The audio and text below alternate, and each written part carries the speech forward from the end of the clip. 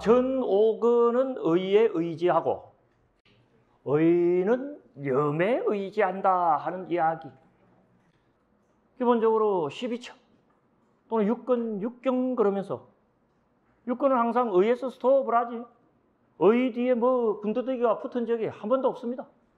굳이 있다면 육근, 육경을 연하여 어떻다? 나중에 육식 이야기가 나올지언정 뜬금없이 염이 튀어나오는 것은 의외이다. 이런 느낌을 충분히 자아내죠. 그럼에도 불구하고 은나와 바람문의 질문에 부처님은 서슴지 않으시고 의는 무엇을 귀처로 삼는다? 염을 귀처로 삼다. 우리가 의지할 곳 또는 의지라는 표현을 썼습니다만 인도말로 하자면 파티 사라나입니다. 이 파티 사라나라고 하는 말에서 앞에 파티는 강조적으로 덧붙여진 접두사고 원래 사라나예요. 사라나가 뭐냐면은 우리가 불법성 삼보에게 귀한다 할 때 귀라고 하는 말이 원어입니다. 그래서 이제 남방 상자부 같은 데 가게 되면은 부담 사라남 가짜미 그럽니다. 또 담남 사라남 가짜미 할 때 요 사라나를 써요. 부처님이라고 하는 귀처 내지는 의지처 내지는 피난처로 제가 가옵니다. 이런 뜻을 부담 사라남 가짜미 그러잖아요. 이 말은 귀처 또는 의지처 또는 피난처 굉장히 무겁게 사용했다는 뜻입니다. 우리는 지금까지 흐름 속에서 인식론적으로 이 부분을 해석을 해왔어요. 의가 전오근의 개별적 인식작용을 종합하려면 끼어 있어야 되고 그리고 이전의 인식작용을 한 번 더 되새겨야 되니 요즘 말로 하자면 그거는 기억하는 작용이다. 알고 보니 그런 세 가지 작용을 뜻하는 단어가 염이고 하니까 이건 뭐 서로 붙여도 될 만한 말이구나. 이렇게 해도 부처님의 연결에 대한 의도를 우리 나름대로 짐작해봤어요. 그러나 실은 부처님께서 이 지점에서 노리는 노림수는 훨씬 그림이 큽니다. 여기가 불교가 가지는 또 하나의 낙점. 우리 부처님은 12처를 설하시건 육근, 육경을 설하시건 간에 또는 그 외에 어떤 가르침을 설하시건 간에 여러분들께서 절대 놓치지 말아야 될 것은 부처님은 존재론을 위한 존재론을 절대 설하지 않으십니다. 인식론을 위한 인식론을 절대 설하지 않습니다. 존재론과 인식론을 결부하더라도 존재론과 인식론이라고 하는 철학적인 두 기둥에 초점을 두고 주안점을 둬서 설하시는 게 아닙니다. 부처님의 진정한 노림수는 항상 어디에 있다? 여기에 있습니다. 내가 니들에게 하는 어떤 이야기도 결국에는 니들 뭐 하게 하려는 이야기다. 교화하는 이야기입니다. 부처님이 세상에 오신 가장 중요한 뜻 하나를 굳이 한 단어로 표현하라면 뭐라고 했습니까? 교화 그랬죠? 교화라고 하는 것의 속뜻이 뭡니까? 바꿔놓는 겁니다, 여러분들. 난 니들 바꿔놓으려고 왔다라는 거예요. 눈기, 고혀, 몸, 색소리, 냄새, 맛, 촉감 이야기가 너희들 어떻게 바꿔놓느냐는 거야. 육근 이야기, 육경 이야기, 단순히 1절은 12절 이야기가 우리를 바꿀 수는 없습니다. 뭘 해야 바뀝니까? 결국에는 수행해야 돼. 왜? 바꾸는 법을 수행법이라 그러니까. 수행할 때 숫자는 닦을 숫자라고 하는 한자를 쓰지만 원래 인도 말은 바와나, 바꾼다는 소리입니다. 수행 속에 들어있는 것을 무언가 들어온 것이 감싸고 있으니 그거 닦아내는 게 수행 아니라 그랬습니다. 그것 아닌 놈이 그것이 되도록 바꾸는 강력한 작동이 뭐다? 수행. 난 너희들 교화하러 왔다 이 말은 뭐다? 나 너희들 수행시키러 왔다라는 소리시며 난 너희들 수행시키러 왔다는 말, 난 너희들 바꾸러 왔다는 겁니다. 육근 이야기가 되었던 육경 이야기가 되었던 그게 내 이야기로서 가치를 가지는 것은 그 이야기가 궁극적으로 너희들을 바꿀 수 있기 때문이라는 거예요. 그럼 바꾸려면 어떻게 해야 됩니까? 이 이야기가 필요한 거예요. 전오근은 의에 의지하는 것처럼 의가 살아서 움직이기 위해서 절대적으로 귀해야 될 장소는 어디다? 염이다. 문제는 염은 인식론적으로도 의의 작동을 백업해주는 역할도 하지만 실은 염이 갖고 있는 고유의 본령은 어디입니까? 수행론이거든요. 칠각지의 첫 번째가 뭡니까? 염각지잖아. 여러분들이 대반열반경을 공부해보면 압니다. 사리부리 부처님을 진실한 삼세 전륜의 스승으로 확정지은 것은 사념처와 칠각지를 보고 확정을 지었다는 말이 나와. 염에 대한 부처님의 말씀을 듣고 확정을 지었다. 염은 한마디로 어떤 대표성을 지닌다? 염은 인식론적인 단어가 아닙니다. 원래 불교 안에서. 염이라는 말은 한결같이 무엇을 대표하기 위하여 처음에 1번 타자로 나오는 덕목이다? 수냐. 그러니까 염이 어디에 의지합니까? 라는 운나바 바람문경의 질문에서 부처님 뭐라 그럽니까? 염은 해탈에 의지한다. 부처님의 의도가 어디에 있는 줄 아시겠죠? 부처님의 의도가 어디에 있는 줄 아시겠죠, 여러분들?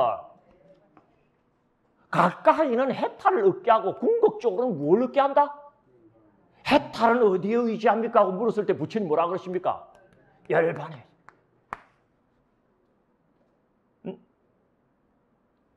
우리가 잘 아는 수행론이라고 하는 그 카테고리에서 그 안에서만 보면은 염은 가까이는 해탈에 기리하고 궁극적으로는 뭐다? 열반을 얻게 한다. 이 논리는 항상 부처님의 수행과 관련된 가르침 속에서 일관성을 가지고 베풀어진 가르침입니다.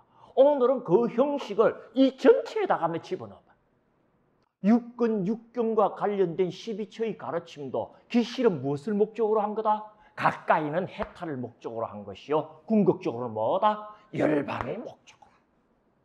범부로서의 그런 한정된 자기 존재를 뭐다? 해탈 열반을 구가하는 성자로서 뭐하게 하는 것?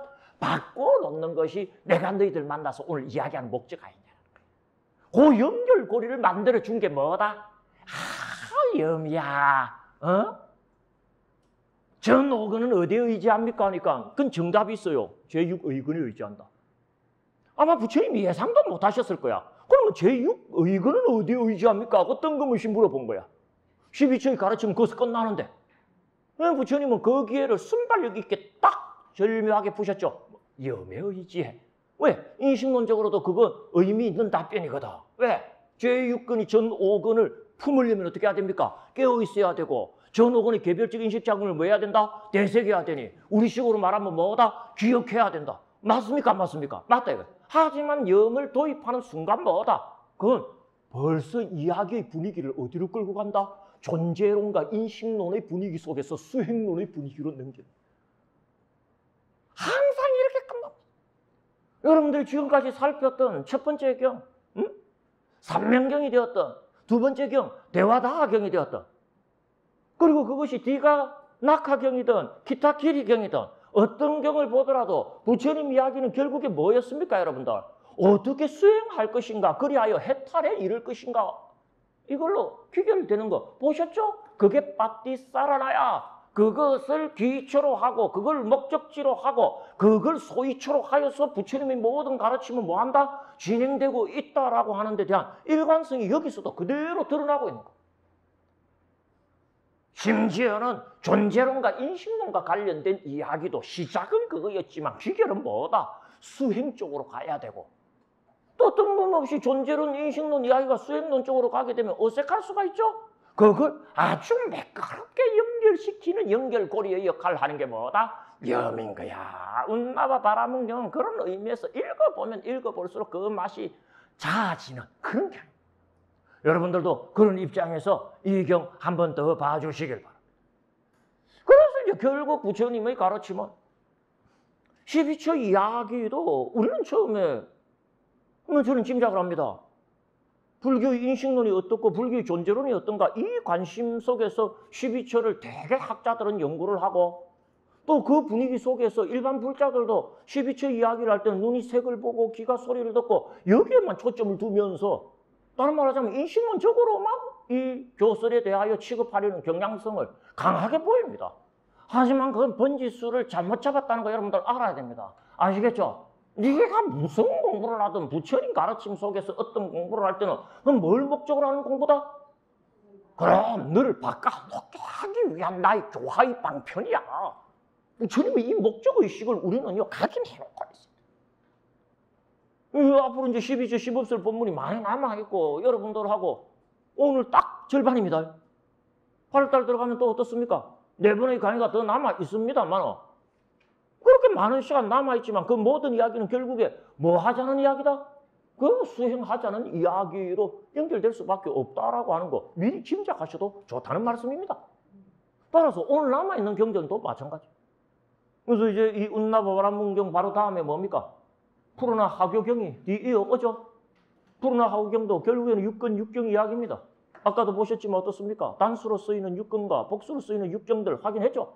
그럼에도 불구하고 푸르나 하교경은요, 이건 인식론적인 이야기를 전혀 하고 있지 않고 딱 한 가지 이야기합니다. 수행론 이야기를 12처를 배경으로 바로 때려버립니다. 왜 본래 눈, 새, 귀, 소리 이야기할 때 목적은 뭐였다? 수행시키려고 하는 거였어요. 그리고 다시금 이야기하지만 수행은 딴 말 아닙니다. 뭐 하게 하는 게 수행이다? 바뀌게 하는 겁니다. 나쁜 거 좋게 바뀌게 하는 겁니다. 아닌 거 기게 바뀌게 하는 겁니다. 그러니까 어쨌든 우리가 불교 공부를 한다 했을 때 그 공부가 제대로 되는지 안 되는지를 스스로 확인하는 방법은 뻔한 겁니다. 내가 그 공부하면서 좀 좋게 바뀌었는가 안 바뀌었는가. 불교 공부하면 할수록 내가 이상하게 바뀐다. 어? 공부 잘하고 있는 거다 못하고 있는 거다? 아, 누가 잘하고 있는 거다. 어? 야, 아주 번지수가 잘못된 거야. 그런데 여러분들, 내가 바뀌는지 안 바뀌는지 어떻게 아느냐? 나는 잘 모릅니다. 바깥에서 합니다. 바깥에서 저 사람, 그래도 불교 공부 좀 오래 하더만 많이 나아졌다. 이 소리를 들어야 되는데. 불교 공부하러 간 뒤로부터 날이 가면 갈수록 아까 누가 그랬어요? 이상해진다. 이 소리 들으면 됩니까? 안 됩니까? 안 됩니다. 그러니까 바뀐다라고 하는 말은 당연히 어떻게 바뀌는 거다? 좋게 바뀌는 거다라고 하는 이야기를 빠뜨리면 안 되고 바뀌어야 되는 겁니다. 그래서 또한 육근 육경을 전제로 부르나에게 야, 불교 공부 먼 데까지 갈 필요 없다. 눈하고 색 모르는 사람이 어디 있고 귀하고 소리 모르는 사람이 어디냐? 육근 육경 모르는 사람이 어디냐? 부르나야, 육근 육경만 가지고 듣다 사람 바꿔 놓을 수 있어. 그래서 육근 육경 10시를 전제로 사람 바꾸게 하는 법인 수행법, 다시 말하면 부처님의 교화의 본래 목적을 드러내는 한편경이 그 뒤에 쓰여지는 겁니다. 뭐 여러분들도 잘 아는 스토리도 뒤에 있고 하니까 뭐 흥미를 가지고 한번 우리 보도록 하십시다. 176페이지죠. 아예 옆에다가 뭐라고 조금 팁을 붙여놨습니까? 감관방호해놨죠. 또 하시면서 육근 함부로 놀리지 마라. 잘 지키면서 써라. 이건 뭐 인식론적 분위기 아니잖아요. 그죠? 수행론적 분위기다라고 하는 거 여러분들 직감하셨을 겁니다. 경전 전체가 아주 아름다운 경이고 감동스러운 경이니까 한 대목 한 대목 읽는 거 나 의미가 있다고 봅니다. 같이 한번 읽어보십시오. 이와 같이 내가 들었다. 한때 부처님은 사와티시의 제타와나 숲에 있는 아나타 핀디카 성원에서 지내셨다. 그때 푸르나 존자가 저녁에 자선에서 일어나 부처님 계신 곳으로 와서 공손히 절하고 한쪽에 앉은 뒤 여쭈었다. 부처님, 저에게 하교를 베풀어 주십시오. 제가 듣고서 홀로 떨어져 게으르지 않고 열심히 노력하며 지낼 수 있는 법을 베풀어 주시면 좋겠습니다. 그렇다면 푸르나야, 듣고 잘 생각해라. 설하겠다. 예, 부처님이라고 하며 존자는 부처님께 응답. 근데 여러분들, 이 푸르나 존자가 여러분이 아는 그 푸르나 존자하고는 좀 다릅니다. 경전에 푸르나 존자가 두 분 계셔요. 여러분이 제일 잘 아는 설법 제1 푸르나 존자 있죠. 그는 이제 만타니 푸타 푸르나 존자라고 그러고, 요 푸르나 존자는 다릅니다. 그래서 뭐 그 이야기는 이제 조금 이따가 여러분들께 드리기로 하고, 우선 이제 아주 그 초보적인 위치에서 지금 부처님께 이 교화의 일전을 내려주십시오 하고 이제 부탁하는 그런 분위기입니다. 조금 이따가도 이제 정황이 느껴집니다. 서쪽에 있는 이 수나 파란타 지방으로 가서 자기가 교화 좀 해보겠다 그렇게 이야기하는 대목이 뒤에 나오잖아요. 그죠? 이 교화에 우선 나서고 싶어가지고 아직 자기 수준도 초보적인데 부처님께 제가 막 평생 제 한 번 바쳐서 공부할 만한 하도 삼아 참고할 그런 어떤 주제 하나를 내려주십시오. 이제 이렇게 이제 부처님께 이야기했다. 이렇게 보시면 돼요. 그런데 부처님께서 나름 일전을 내리시는데 이렇게 내리십니다.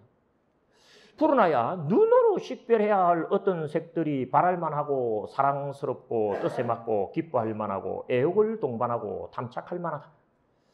만일 그 비구가 그 색을 크게 기뻐하고 좋아하고 집착하여 머문다면 그에게는 희락이 일어난다. 그런데 푸르나야, 희락의 집기는 괴로움의 집기다라고 나는 설한다. 귀, 코, 혀, 몸, 뜻, 야, 동문입니다. 똑같은 식으로 생각합니다. 쉽게 말하면 뭡니까? 육근이 인식하는 육경들이 아주 괜찮아 보일 때 그것에 대해서 어떻다? 즐거운 마음 내지는 그걸 취하고 싶은 욕구가 벌어진다, 안 벌어진다? 벌어진다. 그러나 그런 즐거운 마음이 일어나는 것 자체가 뭐다? 괴로움이 일어난 것인 줄 알고 조심해야 된다. 이게 말하자면 그 골자입니다. 이게 그 골자. 그것만 가지고 어떻습니까? 이 친구가 수나파란타 지방으로 뭐다? 전도 여행을 떠나는 곳으로 그 뒤 이야기가 이어지는데 그 드라마틱한 이야기에도 음미할 바가 적지 않으니까 조금 이따 살피도록 하고, 일단 부처님께서 이 불운하 존자에게 베푸시는 가르침을 한 두세 가지 우리가 놓쳐서는 안 될 그런 어떤 핵심적 지점이 있기 때문에 좀 소개를 드리려고 그래요. 첫 번째는 여러분들 잘 보시면은 아까 눈은 단수이고 색들은 복수로 쓰인다는 거 이야기했죠. 그런데 여러분들 조금만 눈치 있으신 분들이라면 여기 좀 이상한 표현이 나옵니다. 어떤 표현이 나오냐? 눈으로 보게 될 어떤 색들이라고 안 하고 눈으로 식별해야 할 어떤 색들이 이 표현. 그래요, 안 그래요? 응? 눈으로 식별해야 할 색이라는 표현이 있어요. 이건 귀, 코, 혀, 몸뜻에 똑같이 적용이 됩니다. 177페이지 보십시오. 두 번째 줄. 귀로 식별해야 할 소리들. 응? 귀로 들어야 할 소리라는 표현을 안 쓰고 귀로 식별해야 할. 코로 냄새 맡아야 할 냄새들이 아니고 코로 식별해야 할. 혀로 식별해야 할. 몸으로 식별해야 할. 뜻으로 식별해야 할. 자, 우리가 일반적으로 알고 있는 정보 중에 하나는 보는 것은 눈이 할 줄 모르지만 식별은 누가 한다고 알고 있어요? 응? 의근이 한다라고 아는 사람도 간혹 있을 수 있어. 근데 정확하게 의근이 식별한다라는 소리는 눈이 식별한다 할 때 같이 놓을 뿐이지 따로 쓰이진 않아.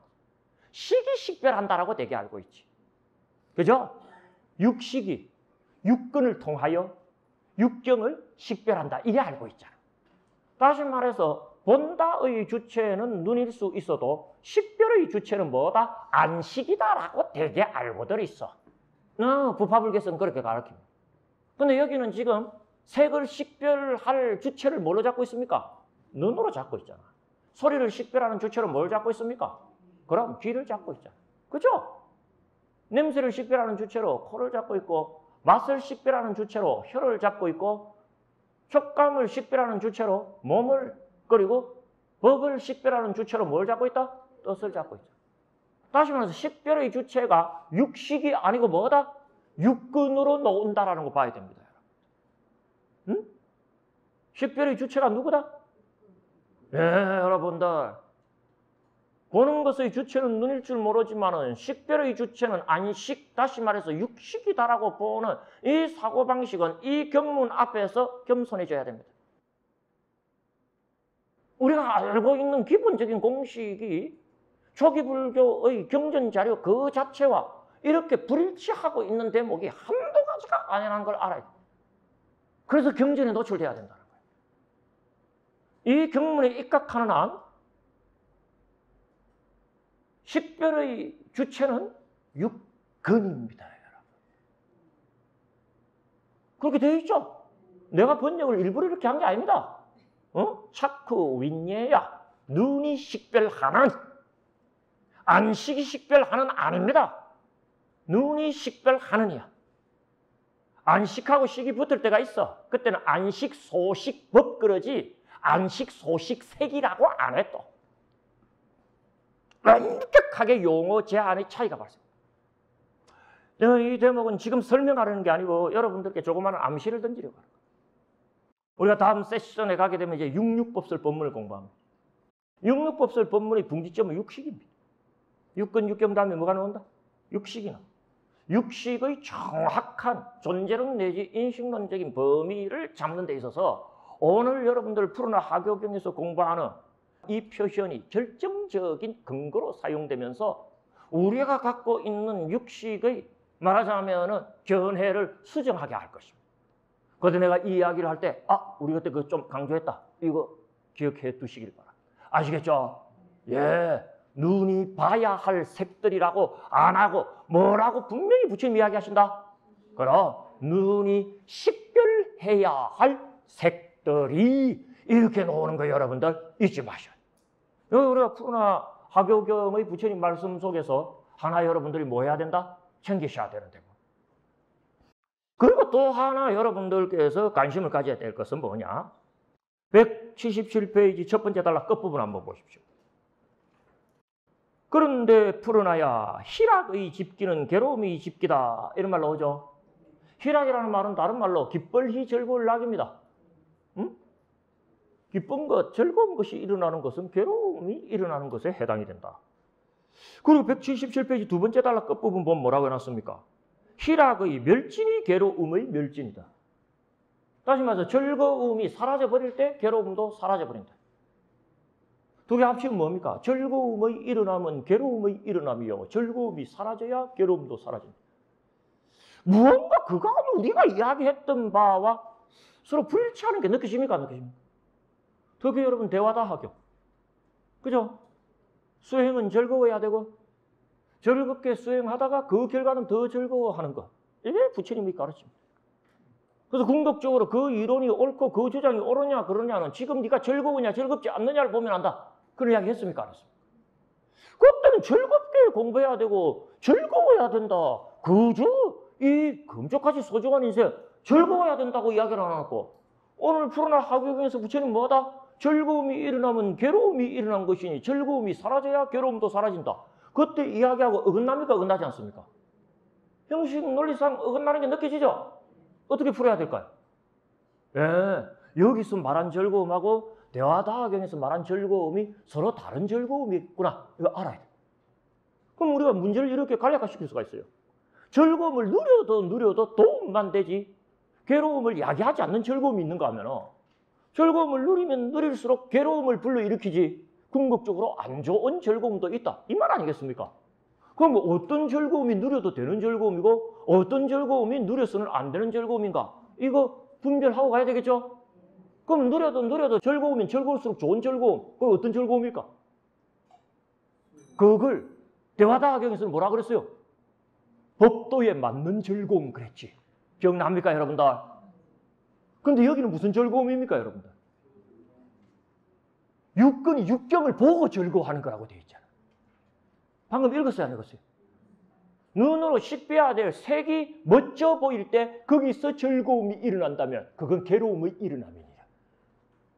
눈으로 색을 봤을 때 그 색이 멋져 보여서 즐거움이 일어나야 될 텐데 그걸 일어나지 않고 능히 멸진시킬 수 있다면 그게 뭐다? 괴로움을 제압한 것이니라. 그게 말하자면 177페이지 첫 단락, 둘째 단락의 뜻 아닙니까? 그래 안 그래요 여러분들? 그러니까 즐거움에 크게 두 가지가 있는 거예요. 어떤 즐거움과 어떤 즐거움이 있다? 응? 경전의 표현대로 하자면 법도에 맞는 즐거움이 있고 밖에서 얻는 즐거움이 있는 거죠. 어떤 즐거움은 누려도 되고 법도에 맞는 즐거움은 누려도 되고 어떤 즐거움은 조심해야 된다? 밖에서 취하게 되는 즐거움은 가급적이면 뭐 해야 된다? 조심해야 된다. 그럼 법도에 맞는 즐거움은 어떤 즐거움이 법도에 맞는 즐거움인지는 여러분들 머릿속에 어떤 그림이 그려지십니까? 항상 부처님은 삼명경 대화다경을 거치시면서 법도에 맞는 즐거움을 이미 규정하셨음을 여러분들 잊어버리시면 안 돼요. 우리식으로 조금 법도에 맞는 즐거움을 확충해서 이야기하자면 모두 세 가지 즐거움이 법도에 맞는 즐거움입니다. 수행자는 그 즐거움 때문에 수행을 즐겁게 하는 거죠. 법도에 맞는 즐거움은 예비 수행 5단계를 할 때 일어나는 즐거움이요. 그럼 그 다음 답 알겠죠? 두 번째는 뭐다? 조도 수행 7단계를 실천할 때 느껴지는 즐거움이요. 궁극적으로는 세 번째 뭐다? 선정 수행 9단계를 실천할 때 성취되어지는 즐거움. 이 즐거움이 무슨 즐거움이다? 법도에 맞는 즐거움. 되겠습니까? 그러니까 이거 하면서 즐거워하는 것은 얼마든지 허용이 되고 즐거워하면 즐거워할수록 궁극적인 성취에 가까워진다, 안 가까워진다? 가까워져. 그러나 이 즐거움 외의 즐거움, 그건 어떤 즐거움이다? 육근이 바깥에 있는 1인칭 육근이 이 3인칭 육경들 중에서 좋은 것을 보고 끄집어내게 되는 뭐? 바깥의 즐거움. 이 즐거움은 누리면 누릴수록 그건 무엇을 오히려 이야기하게 된다? 괴로움을 이야기하게 되니 뭐하라? 조심해라 하는 이야기가 그 속에 들어있는 것으로 여러분들 보시면 돼요.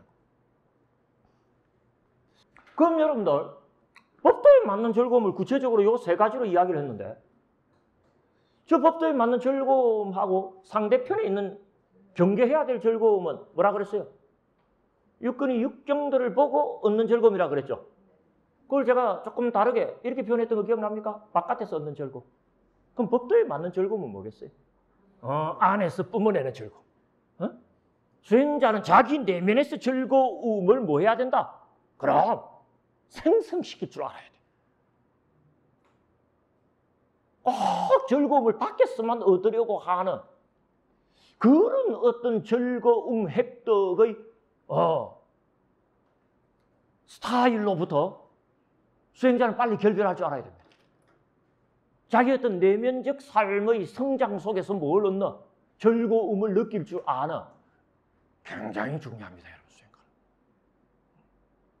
그래서 이 수행과 관련해서 항상 환경이라고 하는 것을 대단히 중요한 요소로 설정하는 이유가 그겁니다. 환경이 말하자면 정화되어 있지 않을 때는 즐거움을 밖에서 얻을 개연성이 큽니다. 왜? 적극적이고 자극적이거든. 뭐 적극적이고 자극적인 즐거움을 내면의 즐거움으로 덮기는 굉장히 어렵습니다. 그러니까 처음에는 어떻게 해야 된다? 그럼 바깥의 즐거움이 아예 접촉이 될 수 없도록 그 접촉면을 차단해 버려야 돼요. 그게 말하자면 출가입니다. 출가. 그러니까 환경의 정화가 먼저 따라와야 되는 거예요. 그럼 어떤 일이 벌어지는 줄 압니까? 심심한 거는 죽기보다 더 싫거든. 그러니까 어떻게든 재미있는 일이 없나 하고 속으로 갈망합니까? 안 합니까? 갈망하죠. 그럼 갈망이 뭐가 된다? 에너지가 되어갖고 자기 내면의 세계 속에서 즐거움을 끌어내는 법을 개발하게 됩니다.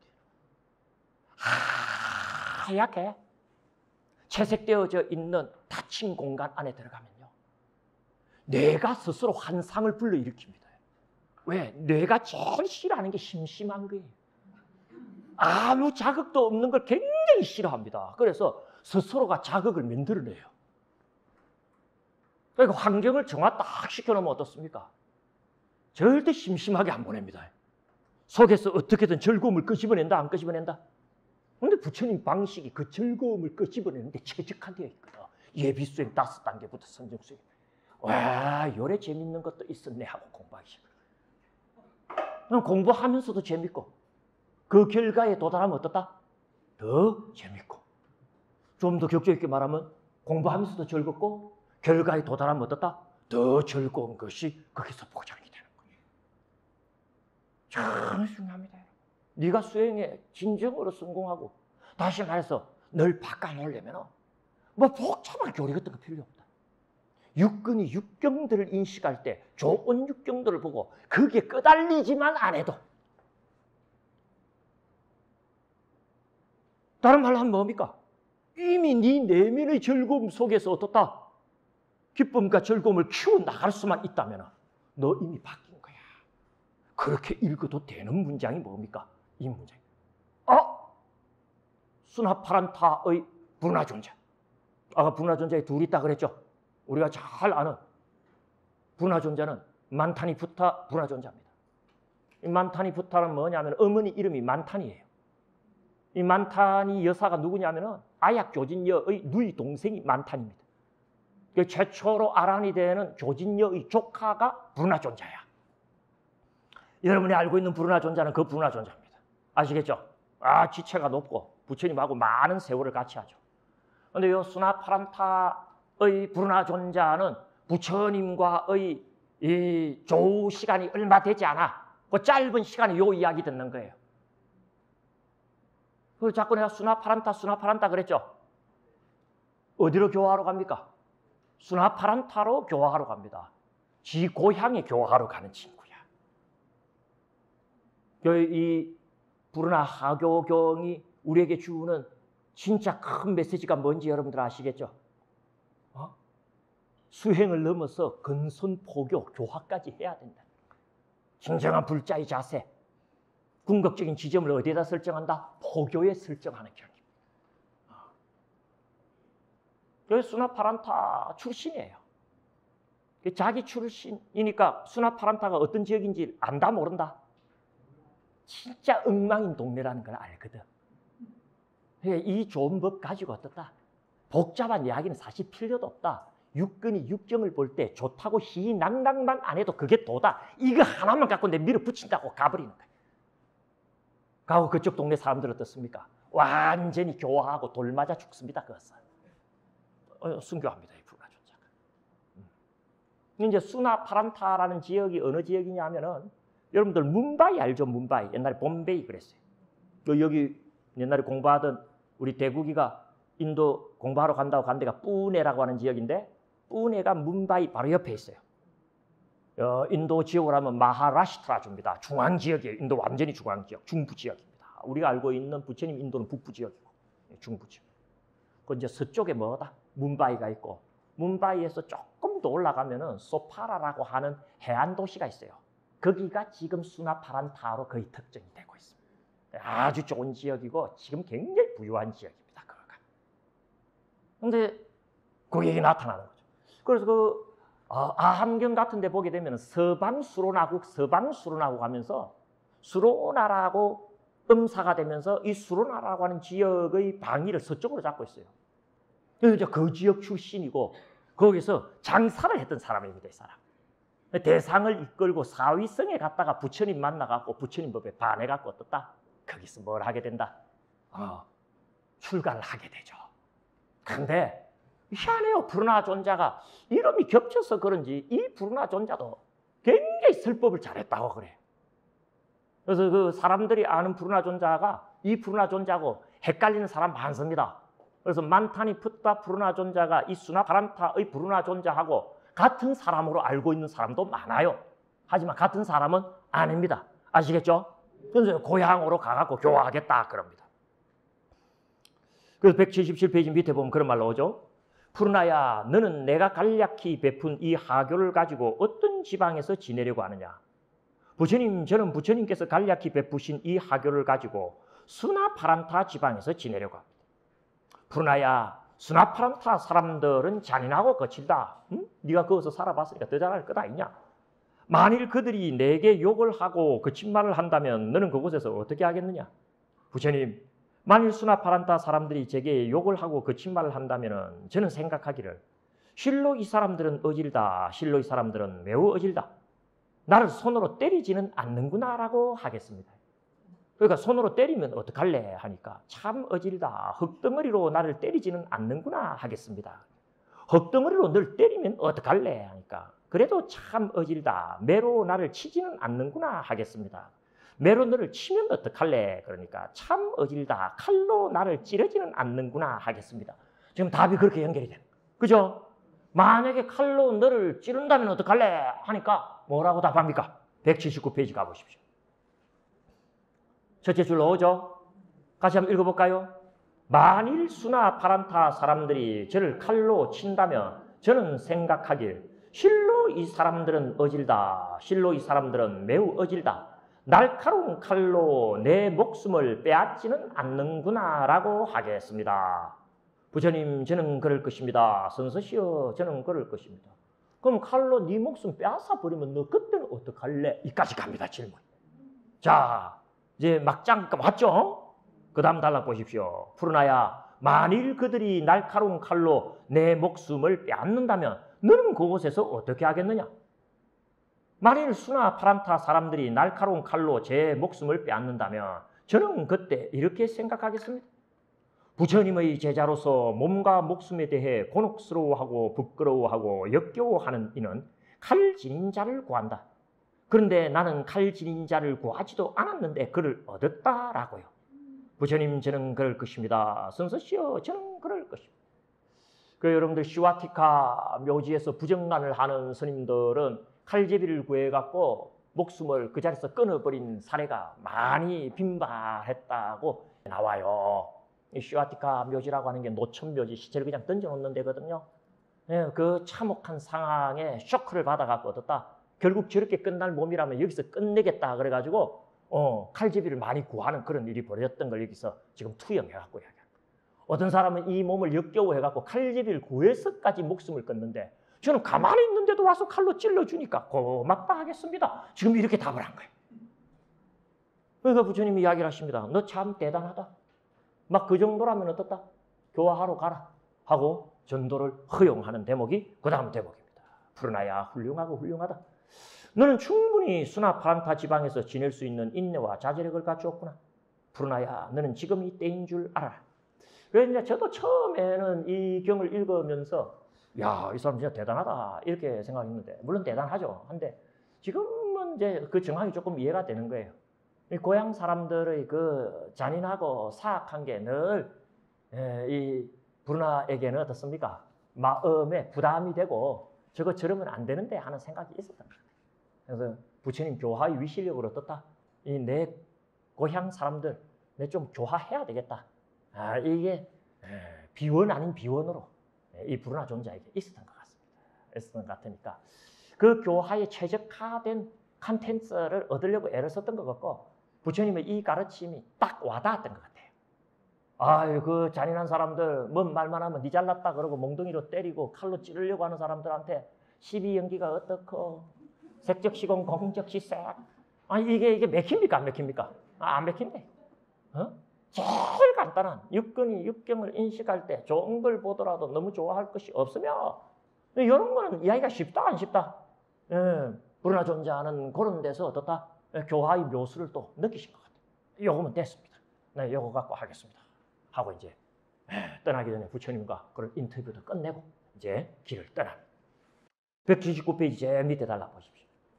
브루나 존자는 부처님의 말씀을 크게 기뻐하고 함께 좋아한 뒤에 자리에서 일어나 공손히 절하고 오른쪽으로 도는 예를 올린 후 앉고 누울 자리를 꾸리고 바루와 법의를 정돈한 다음 수나파란타 지방으로 유행해 갔다. 차례로 유행한 뒤 수나파란타 지방으로 들어갔다. 브루나 존자는 실로 바로 그 수나파란타 지방에서 그해 우앙거 중에 500의 남자 신자들을 가르쳤고 그해 우앙거 중에 500의 여자 신자들을 가르쳤으며 그해 앙거 중에 스스로는 3가지 밝힘을 똑똑히 보았다. 그런 뒤 얼마 지나지 않아 브루나 존자는 반열반에 들었다. 이 소문은 삽시간에 어떻습니까? 부처님 계신 곳으로 전파가 됩니다. 그것은 이제 뒷페이지 보시면은 많은 비구들이 부처님 계신 곳에 와서 공손히 절하고 한쪽에 앉은 뒤 여쭈었죠. 부처님께서 간략히 베푼 하교를 받아 지녔던 선남자 브루나가 죽었습니다. 그 브루나 존자라고 부르지 않습니다, 이 사람들이. 선남자 브루나라 그래요. 그게 부처님과의 조우 기간이 그렇게 많지는 않았던 것 같아요. 그의 거치는 무엇이며 미래는 무엇입니까? 비구들아, 선남자 브루나는 법에 있어 법에 따라 길에 들었다. 그는 법과 관련해 나를 귀찮게 하지 않았다.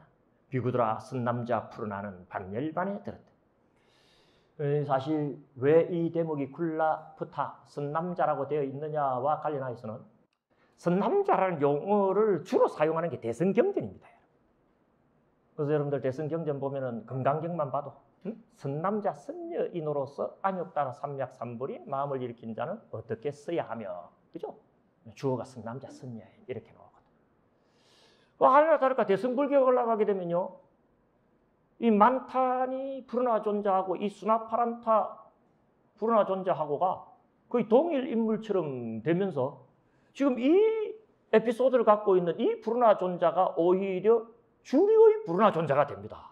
대승불교에 올라가면.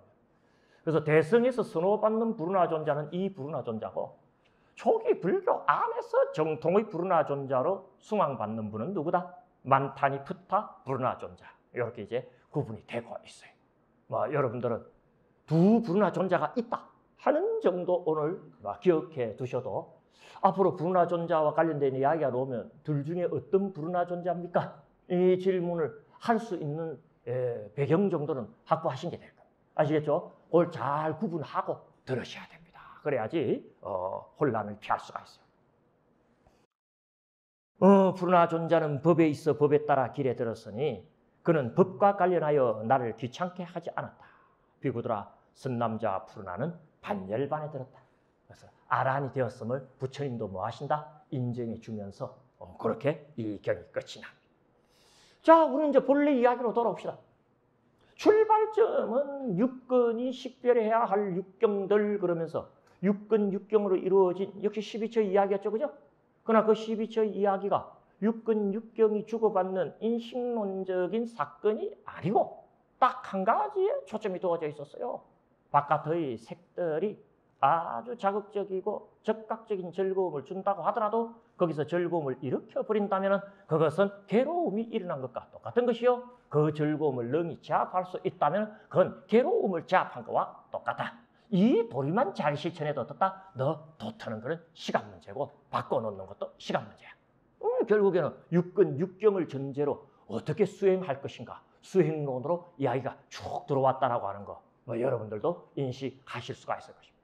그래서 대개 12처 10업설과 관련된 부처님 이야기를 돌아보면요, 인식론적인 이야기는 방금 우리가 살폈던 것 있죠. 일체경 그리고 운나바 바라문경, 딱 요 두 개뿐입니다. 그건 나머지는 전부 뭐다? 육근이 육경을 인식할 때 조심해야 된다는 이야기. 바깥으로부터 들어오는 자극적이고 적극적인 즐거움, 여기에 너희들 넘어가면 안 돼. 이 이야기를 하는데 육근 육경 이야기가 다 투입됩니다. 그래서 그런 전체적인 자료를 택하다 보면은 부처님 이야기가 수행론으로 흐른다라고 하는 것은 뭐 거부할 수 없는 자연스러운 느낌인데, 이게 불교 공부하는 사람들 문제가 그건 거예요. 특히 학자들한테 강의 듣는 사람들이 문제가 그겁니다. 12처 이야기하면 인식론 이야기를 막 하는 거야. 심지어는 칸트의 인식론까지 갖다 끌어대 갖고 비슷하니 안 비슷하니. 그러니까 12처 이야기는 인식론적인 가르침인 같다 하고 그 생각이 어떻다? 자기도 모르게 굳어버리는 거예요. 큰 문제입니다. 알겠죠? 부처님의 이야기는 그 어떤 이야기라 하더라도 그건 우리를 바꿔놓게 하는 수행의 말하자면 방편으로 쓰여지는 이야기지, 그 목적성을 일탈하는 그런 부처님의 가르침은 없다, 이렇게 생각하죠. 그럼 이제 우리가 이 지점에서 어떤 질문을 자연스럽게 제기하게 되느냐면, 왜 육근 육경 이야기에서부터 우리는 수행 이야기를 하지 않으면 안 되느냐라고 하는, 어떻게 보면 수행과 관련된 근본적인 질문을 던지는 게 당연합니다. 바로 그 질문에 대한 답. 육근이 육경을 인식할 때조차도 어떻다? 우리는 수행을 생각해야 되고 실천을 생각해야 되는 이유는 도대체 어디에 있느냐? 그 답이 바로 그 다음에 육내입처경과 육외입처경에 나타나게 됩니다. 어떻게 나타납니까? 바로 내입처 무상경 한번 보십시오. 180페이지죠. 뭐라고 해놨습니까, 여러분? 육근의 무상, 고, 무아. 아까도 잠시 읽어봤죠? 그리고 181페이지 보면은 육경, 다시 말해서 육외입처가 나옵니다. 아예 제목을 뭐라고 붙여놨습니까? 외입처 무상경. 그러니까 9번째 소개안경은 내입처 무상경이고 10번째 소개안경은 뭐다? 외입처 무상경. 내입처가 되었던 외입처가 되었던 육근이 되었던 육경이 되었던 12처는 모두 뭐한다? 무상하다. 그리고 무상이라는 말은 삼법인적인 표현의 출발점에 불과하죠. 괴롭고 무하다라는 이야기가 뒤에 따라 붙는다 안 따라 붙는다? 그래서 수행해야 된다. 왜 육근 육경 단계에서부터 수행을 해야 되느냐? 육근도 뭐하기 때문이다? 무상하고 괴롭고 무아이니까 어떻다? 육경도 뭐다? 무상하고 괴롭고 무아이니까 어떻다? 뭐 해야 된다? 수행해야 된다. 수행은 뭐 하는 거라 그랬어요? 바꾸는 거라 그랬죠? 무엇을 무엇으로 바꾸고 어디에서 출발하여 어디로 바뀌어지는지 그림이 좀 그려집니까? 무상하고 괴롭고 무아이니까 영원하고 즐겁고 진짜 나인 지점으로 바뀌어야지. 그래요, 안 그래요? 그러니까 수행이 필요하다, 안 하다? 필요하다. 뒤집어 말하면 뭡니까? 무상하고 괴롭고 무아라고 하는 삼법인적인 속성에 실전적인 통찰이 없이는 수행의 길로 못 나간다는 소리입니다. 아직도 지가 이만하면 됐다고 생각하는 사람들, 아직도 갈 날이 많이 남았다고 생각하는 사람들, 이 정도면 살만한 삶을 사는 거고 즐거운 것 아니냐라고 생각하는 사람들 수행 못 합니다, 여러분. 저절이 뜨거운 맛을 봐야 돼. 아직 공부 안 하는 것들은 뜨거운 맛을 못 봐서 그런 거야. 이게 얼마나 하잘없는 것이고 이게 얼마나 부실한 것인지 철저히 자각하지 못하는 아내는 어떻다? 수행의 길로 못 나가는 거야. 내가 그 부분을 지적하는 부분. 꼭 확인하는 다 편이 있습니다. 눈은 무상하냐, 영원하냐. 무상한 것은 즐거움이냐, 괴로움이냐. 무상하고 괴로운 것을 두고 나라고 어떤 방식으로든 부를 수 있느냐. 이건 뭐 하는 줄 압니까? 이 인터뷰를 통해서 네가 확실히 정신적으로 너의 실존에 대한 뜨거운 맛을 봤으면 확인하고 있느냐 없느냐를 그야말로 뭐 하는 거다? 확인하는 거예요. 보세요. 아까도 봤죠? 세 번째 줄. 비구들아 눈은 무상하다. 무상함으로 눈은 뭐다? 괴로움이다. 괴로움으로 눈은 뭐다? 무아이다. 무아이니까 눈을 두고 나의 것이라고도 내가 아니라고도 나의 자아가 아니라고도 있는 대로 바른 죄로 봐야 된다. 이걸 평소에는 질문의 형식으로 비구들과 얼마나 자주 주고받습니까? 그냥 읽지 마십시오, 여러분들. 나 자신에 대한 1인칭적인 관점에서 감정이입해야 됩니다. 나는 나라는 존재에 대해서 뭐다?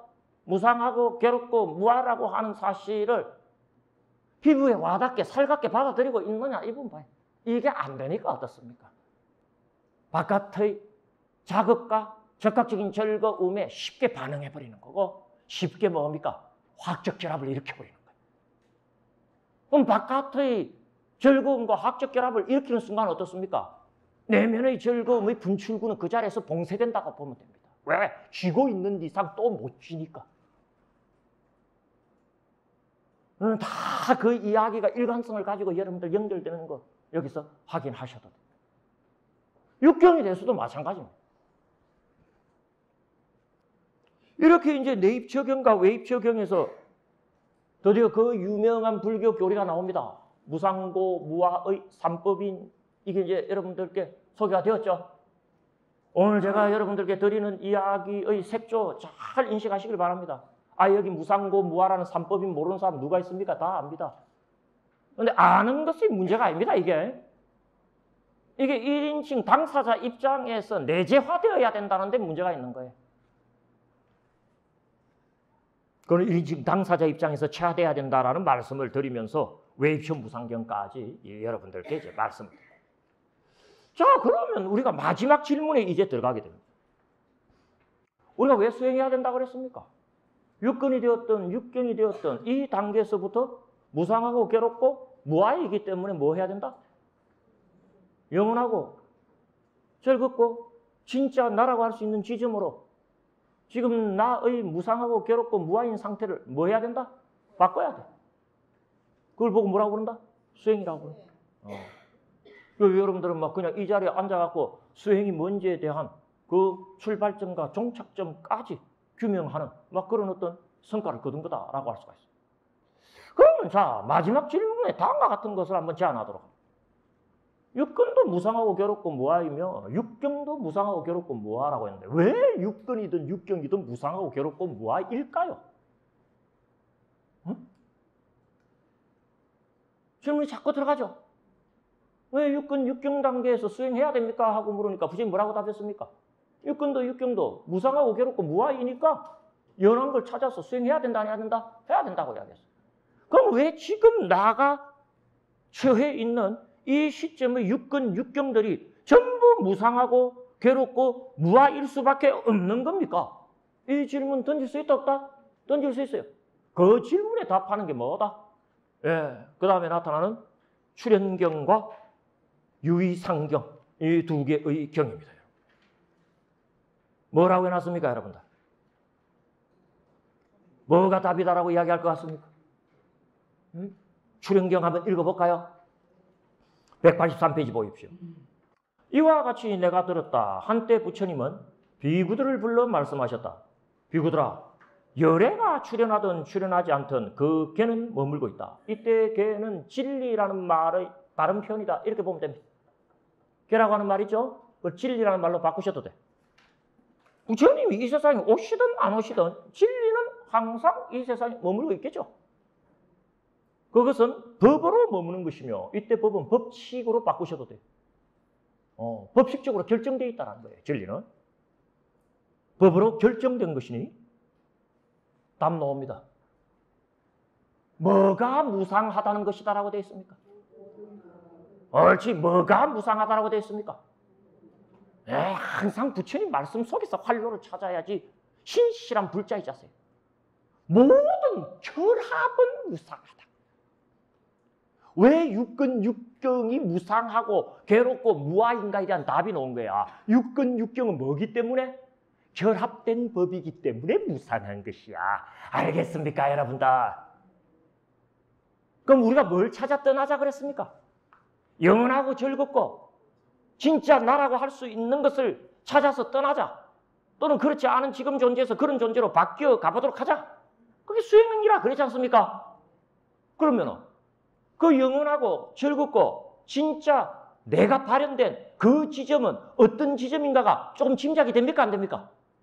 되잖아. 결합이 해제된 곳이겠지. 그래요? 안 그래요? 뭐가 무상하고 괴롭고 무아인 근거입니까? 결합이 무상하다라고 되어 있죠. 그러면 무상하지 않으려면 어떤 수밖에 없습니까? 그 결합이라고 하는 구조적 왜곡이 해제돼야 된다, 해제되지 않아야 된다? 아니면 원형이 있다면 그 원형이 회복돼야 된다, 안 해야 된다? 그랬을 때 그 결합된 법을 뭐라고 불러? 구조적으로 왜곡된 결합이라는 것이 벌어진 법을 뭐라고 부른다? 유의법이라고 부르잖아. 그래서 그 뒤에 경 이름이 뭡니까? 184페이지 보세요.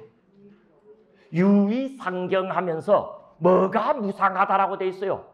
유의법이 무상하다라고 돼 있죠. 그 유의법 할 때게 그 유의법 할 때게 이 위자가 뭐다? 우리말로 하면 결합인 거야. 인도 말로 하자면 상스크리타.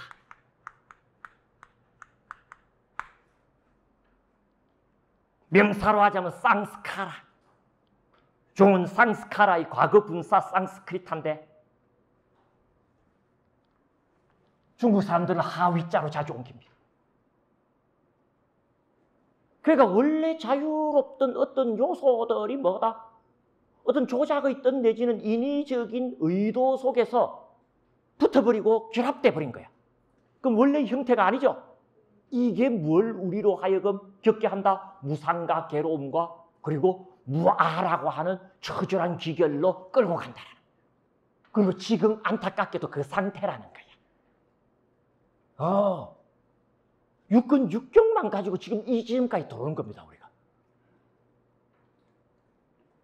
실제 경전을 통해서 한번 확인해 보십시다.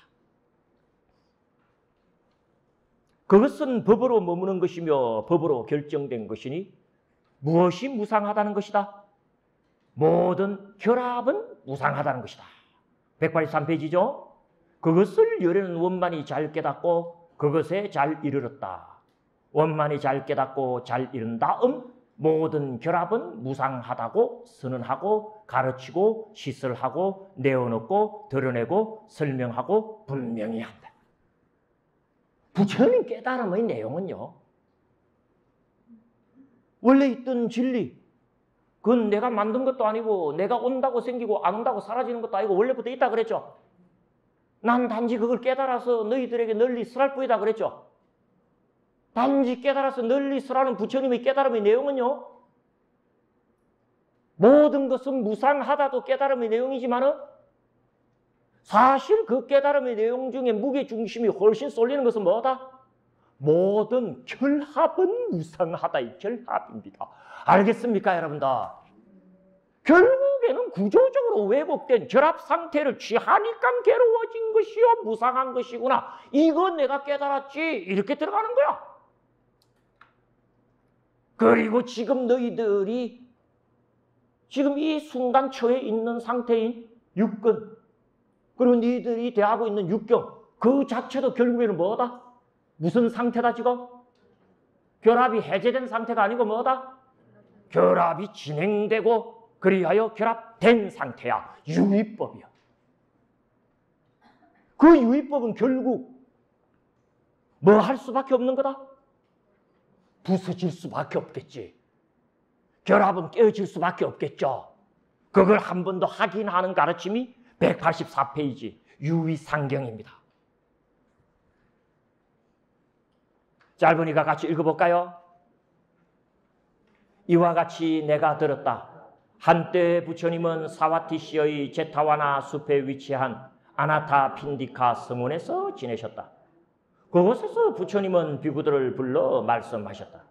비구들아, 결합된 것에는 세 가지 결합된 것의 특징이 보인다. 무엇이 셋인가? 일어남이 보이고 흩어짐이 보이고 머문 것의 달라짐이 보인다. 비구들아, 이것이 결합된 것에 보이는 세 가지 결합된 것의 특징이다. 모든 결합된 것은 절대 그대로 머물지 못하고 결국 달라진다, 안 달라진다? 다른 상태로 바뀐다, 안 바뀐다?